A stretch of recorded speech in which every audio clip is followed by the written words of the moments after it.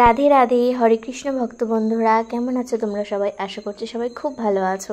বেশ অনেকদিন বাদে গোপাল সোনাদের আরেকটি সুন্দর ভিডিও তোমাদের সাথে শেয়ার করছি। এখন কিন্তু গোপু সোনার একা নয়, গোপু সোনা মদন সোনা দুজনে কিন্তু একসাথে আছে। আর আজ দুজনকে একই রকমেরই জামা পরিয়েছি, কি সুন্দর লাগছে না? তাই ভাবলাম তোমাদের সাথে ছোট্ট একটা ভিডিও শেয়ার করা যাক। গোপাল সোনাদের সিঙ্গার এখনও কমপ্লিট হয়নি, আমি আস্তে আস্তে সিঙ্গার করি, তোমরা গোপাল সোনাদের দর্শন করতে থাকো। আগের কিছু ভিডিওতে আমি তোমাদের সাথে ভগবান শ্রীকৃষ্ণের অবতরণের কাহিনী শেয়ার করেছিলাম, সেই অধ্যায়টা সমাপ্ত হয়েছে। আজ নতুন অধ্যায়, গর্ভস্থ শ্রীকৃষ্ণের প্রতি দেবতাদের প্রার্থনা।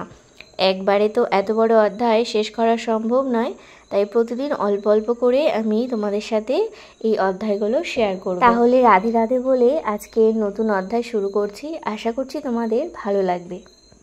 রাজা কংস কেবল যদু, ভোজ, অন্ধক বংশীয় রাজাদের রাজ্য এবং সুরসেনের রাজ্যই অধিকার করল না। সে প্রলম্ব, বক, চানুর, তৃণাবর্ত, অঘাসুর, মুষ্টিক, অরিত্র, দিবিষ্টু, পুতনা, কেশী, ধেনুক আদি অসুরদের সঙ্গেও মিত্রতা স্থাপন করল। সেই সময় মগধের রাজা ছিল জরাসন্ধ। তার কূটনীতির প্রভাবে কংস জরাসন্ধের নেতৃত্বে সেই সময়কার সমস্ত প্রতাপশালী রাজাদের একত্রিত করল। তারপর সে বানাসুর ও ভৌমাসুর নামক দৈত্য রাজাদের সঙ্গে সন্ধি স্থাপন করল। এইভাবে সে নিজেকে সবচাইতে প্রতিপত্তিশীল করে তুলল। তারপর সে কৃষ্ণ যে বংশে আবির্ভূত হয়েছিলেন, সেই যদু বংশের প্রতি ঘোর শত্রুতা করতে শুরু করল। কংসের দ্বারা উৎপীড়িত হয়ে যদু, ভোজ এবং অন্ধক বংশীয় রাজারা কুরু, পাঞ্চাল, কেয়, শাল্ব, বিদর্ভ, নিষদ, বিদেহ, কোশল প্রভৃতি দেশের রাজাদের স্মরণ করতে লাগলো।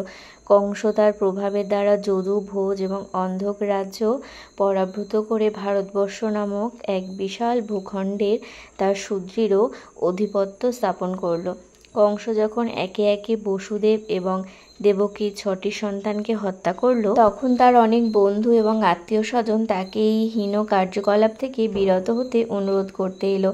কিন্তু পরিণামে তাদের সকলকেই কংসের আধিপত্য স্বীকার করতে, তার বশ্যতা স্বীকার করতে হলো। দেবকী যখন 8ম গর্ভধারণ করলেন, তখন অনন্ত নামক শ্রীকৃষ্ণের অংশ প্রকাশ তার গর্ভে আবির্ভূত হলো। দেবকী যখন হর্ষ এবং বিষাদে আবির্ভূত হলেন, তিনি বুঝতে পেরেছিলেন যে স্বয়ং ভগবান বিষ্ণু তার গর্ভে আশ্রয় গ্রহণ করেছিলেন, তাই তিনি হর্ষিত হলেন। কিন্তু যখন তার মনে হলো যে জন্মের পরেই কংস সেই শিশুটিকে হত্যা করবে, তখন বেদনায় তার হৃদয় ভরে উঠল। সেই সময় কংসের অত্যাচারে পীড়িত যদুবংশীয়দের ওপর কৃপা করে পরমেশ্বর ভগবান শ্রীকৃষ্ণ তার অন্তরঙ্গা শক্তি যোগমায়াকে এই পৃথিবীতে আবির্ভূত হতে নির্দেশ দেন। কৃষ্ণ যদিও সমস্ত জগতের পতি, কিন্তু তিনি হচ্ছেন বিশেষভাবে যদুপতি। এই যোগমায়া হচ্ছেন ভগবানের আদিশক্তি। বৈদিক শাস্ত্রে ভগবানের বিভিন্ন শক্তির উল্লেখ আছে।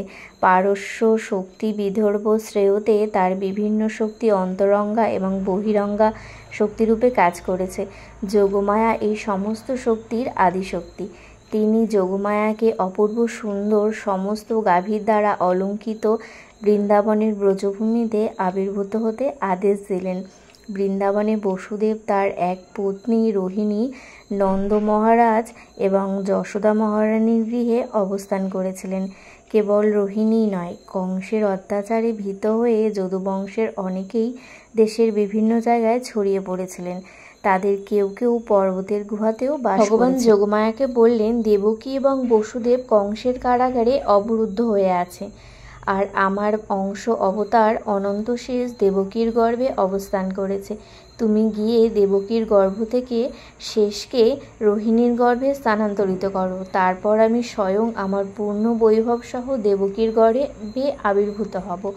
আমি দেবকী এবং বসুদেবের পুত্ররূপে আবির্ভূত হব, আর তুমি বৃন্দাবনের নন্দ এবং যশোদার কন্যা রূপে আবির্ভূত হবে। যেহেতু তুমি আমার ভগিনী রূপে আবির্ভূত হবে, তাই পৃথিবীর সর্বত্র নানা মানুষ মূল্যবান সামগ্রী, ধূপ, দীপ ইত্যাদি নিবেদন করে তোমার পূজা করবে। তুমিও অবিলম্বে তাদের ইন্দ্রিয় সুখ ভোগের বাসনা চরিতার্থ করবে।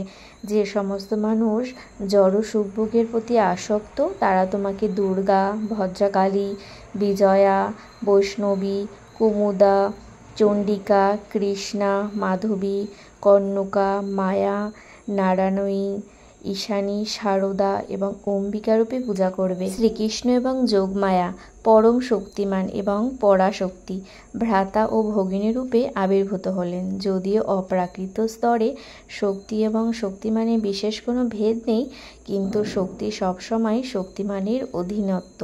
যারা জড়বাদী তারা শক্তির পূজা করে, কিন্তু যারা পরমার্থবাদী তারা শক্তিমানের পূজা করেন। শ্রীকৃষ্ণ হচ্ছেন পরম শক্তিমান এবং দুর্গা হচ্ছেন এই জড়জগতে তার পরাশক্তি। বৈদিক সংস্কৃতিতে মানুষ শক্তি এবং শক্তিমান উভয়ের পূজা করে থাকেন। বিষ্ণু এবং দেবীর হাজার হাজার মন্দির আছে এবং অনেক সময় একসঙ্গেই তাদের পুজো হয়। শ্রীকৃষ্ণের বহিরঙ্গা শক্তি দুর্গার উপাসকেরা অতি সহজেই নানা রকম জড়জাগতিক সুখ লাভ করতে পারে, কিন্তু যিনি পরমার্থ স্তরে উত্তীর্ণ হতে চান তাকে অবশ্যই কৃষ্ণ ভাবনার মাধ্যমে সর্বশক্তিমান শ্রীকৃষ্ণের আরাধনা করতে হবে। কাহিনীগুলো যেহেতু বেশ অনেকটাই বড় বড়, তাই ছোট্ট একটি ভিডিওতে সম্পূর্ণ কাহিনী পাঠ করে শোনানো কিন্তু সম্ভব। আজ এই ভিডিওতে খানিকটা আমি আপনাদের পাঠ করে শোনালাম, গতকাল আরও কিছুটা অবশ্যই আমি পাঠ করে শোনাবো। আশা করি ভগবান শ্রীকৃষ্ণের এই কাহিনীগুলো শুনতে আপনাদের খুবই ভালো লাগে। ভিডিওটি শেষ পর্যন্ত দেখার জন্য অনেক ধন্যবাদ। এখনও যারা গোপাল সোনার ইউটিউব চ্যানেলটি সাবস্ক্রাইব করেননি অবশ্যই সাবস্ক্রাইব করে রাখবেন, আর যেসব বন্ধুরা গোপাল সোনার ফেসবুক পেজটি ফলো করেননি তারা অবশ্যই পেজটি ফলো করে রাখবেন। গোপাল সোনাদের অনেক ভিডিওই আছে যেগুলো আমি এখনও আপনাদের সাথে শেয়ার করে উঠতে পারিনি। আশা করছি এখন থেকে প্রতিদিন একটি করে ভিডিও আমি অবশ্যই আপনাদের সাথে শেয়ার করব, আর গোপাল সোনাদের এই সুন্দর সুন্দর কাহিনীগুলো আমি আপনাদের পাঠ করে শোনাবো। আজকের ভিডিওটি তাহলে এখানেই শেষ করছি। সবাই খুব ভালো থাকবেন। রাধে রাধে, হরে কৃষ্ণ। আর পুজো তো চলেই এলো, সবাই খুব ভালো করে পুজো কাটাবেন। গোপাল সোনাদের পুজোর ভিডিও আমি অবশ্যই শেয়ার করব।